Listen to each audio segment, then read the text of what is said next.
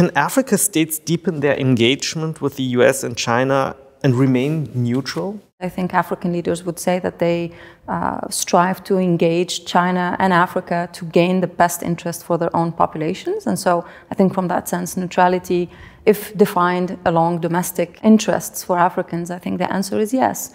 But if it's neutrality for China or neutrality for the US, I think that that gets to be a little bit something that African leaders have tried to stay away from. The African states becoming maybe too dependent on China, is there this danger? The debt trap narrative has been thrown around a lot, and it's also been widely debunked by the academic community.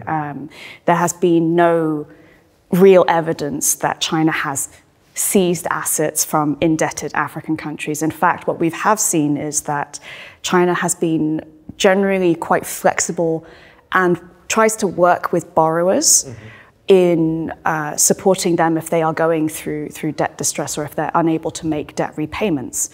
But China does not really do loan forgiveness. And this is becoming increasingly a problem right now as many African countries are finding themselves increasingly unable to service their debts. In how far is China's success in Africa the failure of the Western countries of Europe?